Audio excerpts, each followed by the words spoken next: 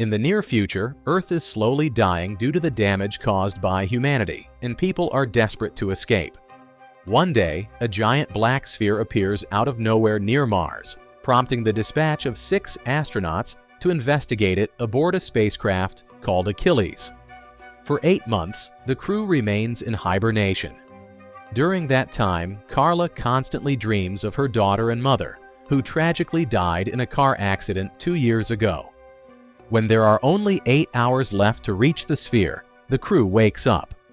While stretching their muscles and clearing their minds, Carla notices that Ruben is nervous because it is his first time hibernating. She suggests he rest, but Ruben prefers to share his experience on a blog, given his large following. Later, Carla meets with Commander Paul to analyze the sphere, attempting to scan it. However, the ship's AI finds nothing there. Carla suggests returning, but Paul insists on completing the mission. The lack of data makes Ruben even more uneasy. The crew decides to contact BS, head of the expedition program, who reminds them that people on Earth are eagerly awaiting answers to the mystery. The mission must be completed. Sometime later, Carla begins hearing her mother's voice in the corridors, but sees no one.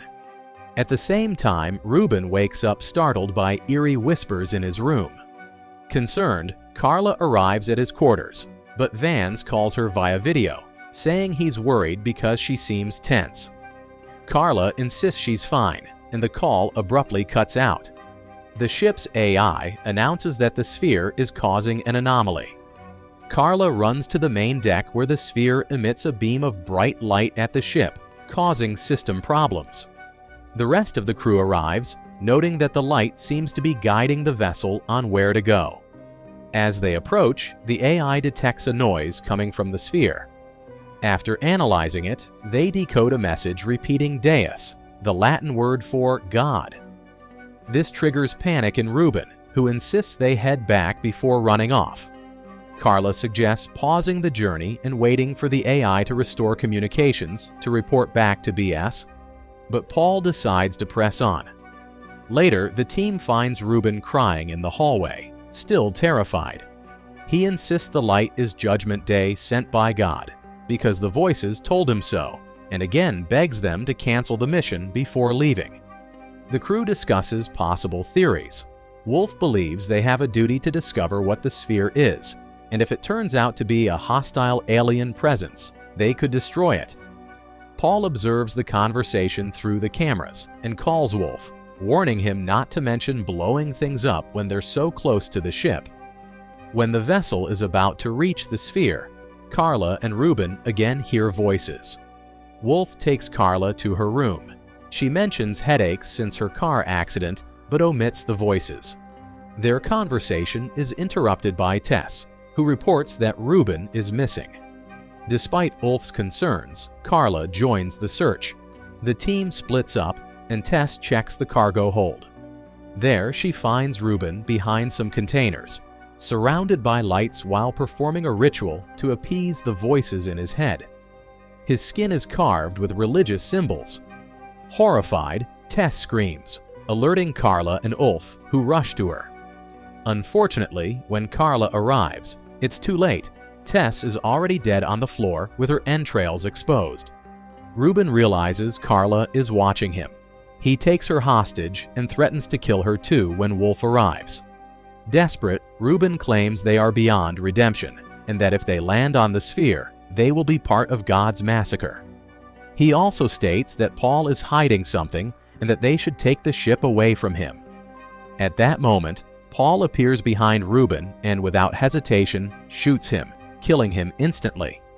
He then orders Wolf to fetch 2 body bags, showing no emotion over the loss of 2 crew members. After picking up Ruben's knife, Carla follows Paul to the elevator and asks him if he truly knows something.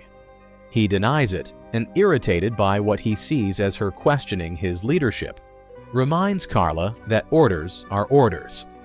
Upon arriving at her cabin, Carla bursts out, criticizing Paul for his coldness at the death of his companions. However, Paul simply walks away. Instead of using body bags, Ulf decides to place the bodies in their respective hibernation chambers, With only 3 hours remaining before arriving at the sphere, the crew detaches Achilles' main framework and remains in a smaller craft to better navigate the sphere. Carla observes a structure on the sphere but cannot identify what it is. When they finally land on the sphere, communications are restored and they receive a call from BS, who informs them that 10,000 structures similar to the ones Carla observed have appeared on Earth. However, they do not seem to be invading. Ben suspects that the sphere is behind this and demands quick answers. Paul orders Wolf and Carla to go out and investigate, but Sean points out they will need a scientist and additional volunteers. The trio suits up and leaves the ship as Paul watches them through the cameras. The sphere is completely dark, making long-distance visibility impossible, and Carla's scanner detects nothing. Upon touching the ground, Carla notes it does not match any element known on Earth. Paul directs them to a nearby structure, which turns out to be a door. Suddenly, a bright light begins to stream from the door. Wolf fires a flare to better illuminate the surroundings and sees a symbol known as the event horizon, representing a boundary beyond which events cannot affect an outside observer. Carla describes it as the end of existence and, via scanning, confirms that the door is made of the same material as the sphere. Meanwhile, the crew hears a strange noise, something that shouldn't be possible in the vacuum of space. Paul informs them that the ship's AI picked up a transmission and is sending it to their communicators. The transmission says, "Welcome." As the light grows brighter, a woman appears in the center of the door. Communicating telepathically, she sends messages that the AI translates for the crew. She claims to speak on behalf of the creator of all existence, who has come with a warning and a choice for humanity. The creator offers eternal peace to those who cross the door. According to the being, Carla has been chosen to show them the way. The door, it says, is the end of all suffering and pain. However, those who choose not to enter will die when the sphere reaches Earth to destroy it. Suddenly, the woman takes on the appearance of Carla's mother and assures her that someone is waiting for her inside the door. Startled, Carla approaches the light and experiences a flashback of the car accident. Within the light, she finds herself near a golden city, the wound from the accident still fresh on her head. There she sees her daughter and runs toward her, but just before they reunite, Carla awakens on a table aboard the ship confused. After convulsing, Carla vomits and wonders how she got there. Wolf explains that she could barely stand when she left the door, so he took her back to the ship. Unfortunately, Sean did not survive. Their conversation is interrupted by a call from Vance, who wants all the details. Carla tells him about the Golden City and compares it to Jerusalem, prompting Wolf to call it heaven. Carla does not mention her family, even though BS presses her with questions and does not believe her when she says she saw nothing else. When the call ends, an irate Paul leaves the room. Carla asks about Sean's death. Wolf explains that his suit tore. Carla doubts this because those suits are made of an unbreakable material. Wolf then says Sean did not secure his glove properly, causing decompression. Everyone makes mistakes, and advises her to rest. Carla wants to explore the sphere again, but Wolf tells her the ship is already leaving, following it without cameras. Wolf then asks what she really saw inside the door. Carla finally tells him about her family and confesses she doesn't trust Vance or Paul, as they seem to be hiding something. Moments later, Wolf returns to the bridge where Paul asks him what happened when he and Carla were out of camera range. Wolf claims Carla said nothing new.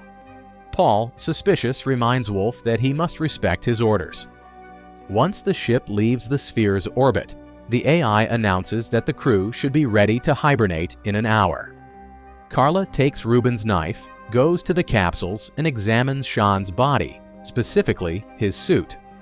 She then breaks the lock on Paul's room with the knife and starts searching for clues.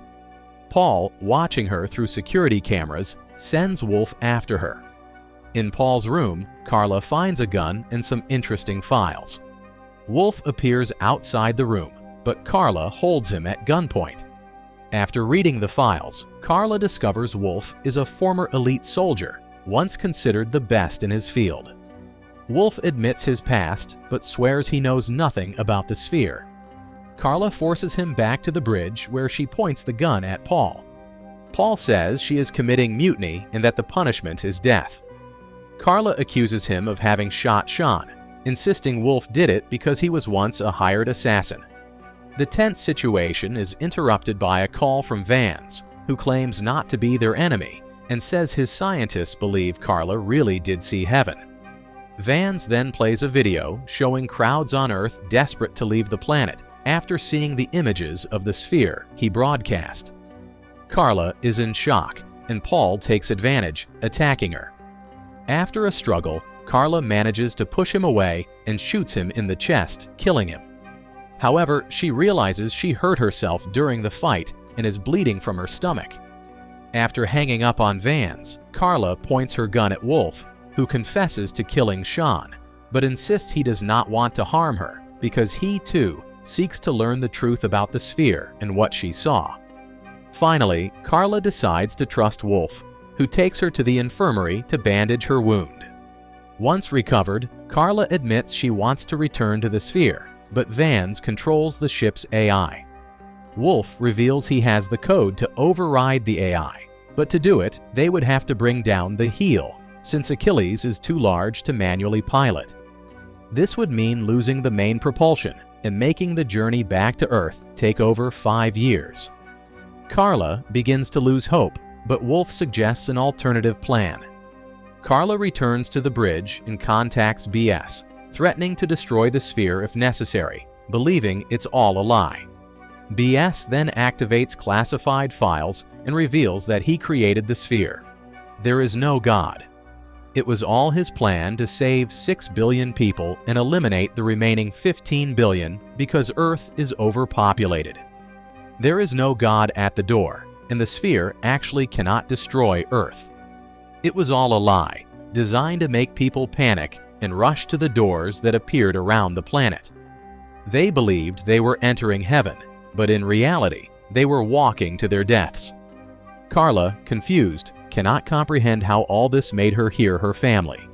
Vance then admits he implanted a chip in her head after the accident, which was also his fault. Everything was part of his plan to train her specifically for this trip. Carla, in tears, calls BS a monster and reminds him of a story her mother used to tell her about how everyone deserves a chance to survive. At that moment, Wolf contacts her, informing her that he has the Achilles core in his hands. Realizing that Carla and Wolf plan to destroy the sphere, Vance orders the AI to begin the ship's self-destruct sequence. Alarms go off, and the AI announces that Achilles' heel will explode in 3 minutes. Furious, Carla shoots the hologram machine to cut off communication with BS, then calls Wolf, who gives her the code to separate the main ship from the cargo structure. However, Wolf is trapped in the elevator, which isn't moving fast enough for him to return to the main ship in time.